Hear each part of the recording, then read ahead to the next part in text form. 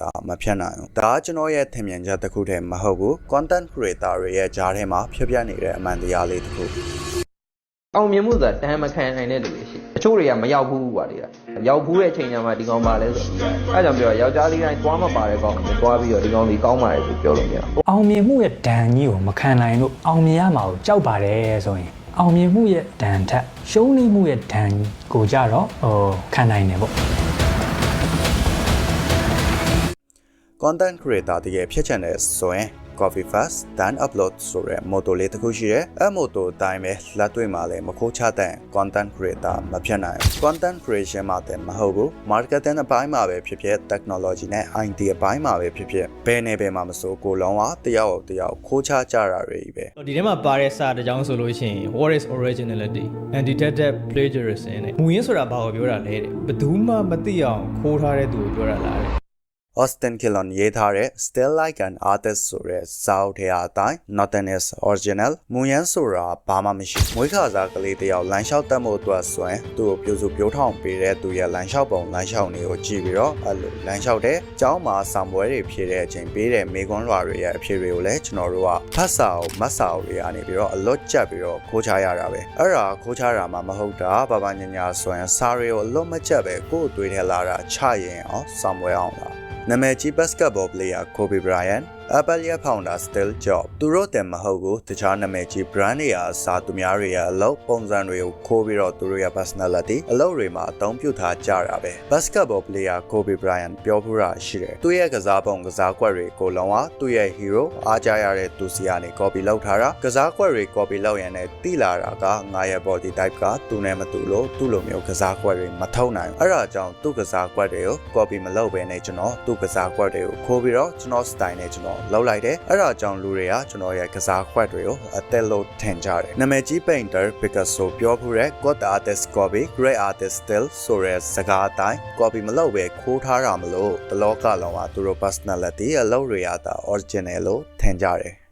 အောင်မြင်ချင်သူများနဲ့မတူတာလောက်ရမယ်ဆိုတဲ့ဗီဒီယိုလေးကျွန်တော်တခါတွေ့ဘူးတယ်တကယ်တော့အဲ့ဒါလုံးဝအမားကြီးသူများနဲ့မတူတာလောက်ရမယ်ဆိုကြရလူတရားမှာ80%လောက်ကမစ조사ချင်ကြတော့ဘူးစ조사လို့ရှိရင်လည်းဘယ်အောင်ဘလို့လောက်ရမလဲဘယ်နေရာကနေဘလို့စားရမလဲဆိုပြီးတော့အကြံတွေမထွက်တော့ဘူးပြောရမယ်ဆို creative မဖြစ်တော့ဥပမာတစ်ခုနဲ့ပြပေးရမယ်ဆိုရင် content creator တွေက Facebook ပေါ်မှာတရက်ကို post 5 ပုတ်တင်တယ် YouTuber တွေက YouTube မှာ video တရက်တစ်ပုတ်နှုန်းနဲ့တင်ကြတာတွေရှိတယ်အဲ့ထဲမှာကျွန်တော်တို့ခင်ဗျားတို့လို audience တွေကသူတို့ရဲ့ video quality storytelling skill editing skill ပြီးတော့သူတို့ရဲ့ consistency ရှိတာကိုကြည့်ပြီးတော့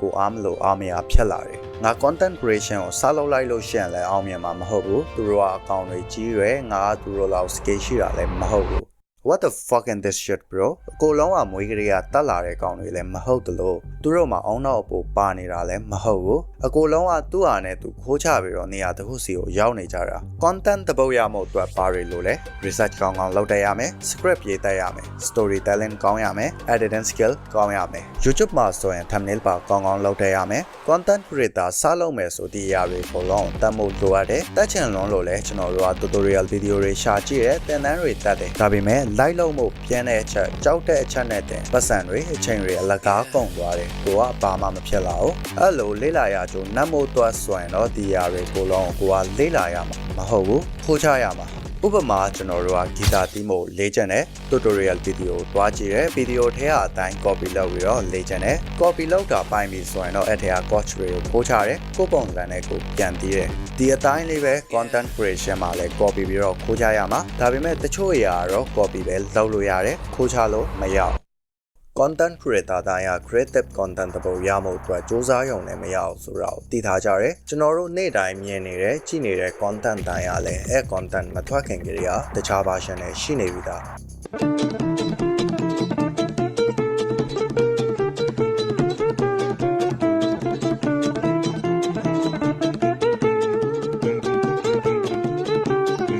ဆိုတော့ content creator တွေရဲ့ဂျားမှာဖြက်ပြက်နေပြီးတော့လူသိနေတဲ့အမှန်တရားလေးတခုကိုစလိုက်ကြရအောင် content creator စားလုံးမှုအတွက်ဆိုရင်ကိုရွေးချယ်ထားတဲ့ niche level ထဲကကိုသဘောအကျဆုံး content creator 4-5 ယောက်ရဲ့ YouTube channel တွေတွားပြီးတော့ target ထားလိုက်မယ်ပြီးရင်တော့ကျွန်တော်တို့ကသူတို့ရဲ့ data တွေကို analyze လုပ်ရတော့မယ်သူတို့ရဲ့ content video ထဲကကိုခိုးချလို့ရမယ့် data တွေကို analyze လုပ်ရမယ်ဥပမာကျွန်တော်က YouTube monetization ဘယ်လိုရှောက်လဲဆိုတော့ content တစ်ပုဒ်ဖန်တီးချင်တယ်ဆိုရင် social media မှာအဲ content နဲ့ပတ်သက်တဲ့ video တွေလိုက်ပြီးတော့ရှာမယ်ပြီးရင်တော့အဲ့ထဲကအကောင်းဆုံး video 4-5 ပုဒ်လောက်ရွေးလိုက်မယ်ရွေးပြီးတော့အဲ့ video ထဲကကို content မှာပြန်သုံးလို့ကောင်းမယ့်အချက်တွေကိုရွေးပြီးတော့ထုတ်လိုက်မယ်အဲ့လိုထုတ်တာလိုအပ်ချက်တွေတော့အနေငယ်ရှိလိုက်မယ်အဲ့လိုအပ်ချက်တွေကိုတော့ Google နဲ့ ChatGPT မှာခောက်ပြီးတော့ပြန်ထုတ်လို့ရတယ်ဒီနေရာမှာ brother တို့တွေးမိမှာတော့သူများအောင်ခိုးချလို့ရှင်တခိုးလို့ခေါ်ခံရမှာပေါ့ကြားထဲကသူများပုံစံကလည်းထွက်အောင်ဒါက brother တို့တင်မဟုတ်ဘူးကျွန်တော်ကိုယ်တိုင်လည်းဒါမျိုးတွေးတယ်စူးစမ်းပြီးတော့ content ဖန်တီးတဲ့သူတယောက်တခိုးလို့ခေါ်လို့ရှင် reaction သမားတွေကြတော့ content creator တွေပေါ့ပြောတာမဟုတ်ဘူးခိုးချရမယ်လို့ပြောတာဥပမာအနေနဲ့ content တစ်ပုဒ်လုံး duplicate လုပ်ရမှာမဟုတ်ဘူး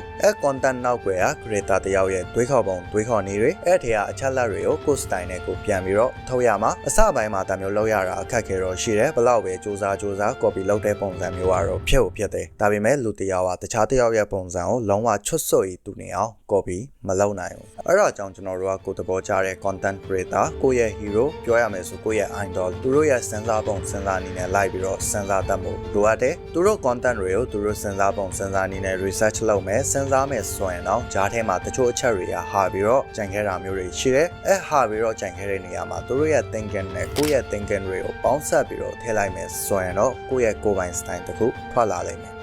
ခဏကျွန်တော်ခိုးရရဲ့နောက်မှာ research ဆိုတဲ့စကားလုံးလေးကိုထည့်သွင်းလိုက်တယ်။ကိုကလူတစ်ယောက်နာ copy လုပ်တာကိုခိုးတာလို့ခေါ်ပြီးတော့လူအများကြီးစီကနေ copy လုပ်တာကို research လုပ်တာလို့ခေါ်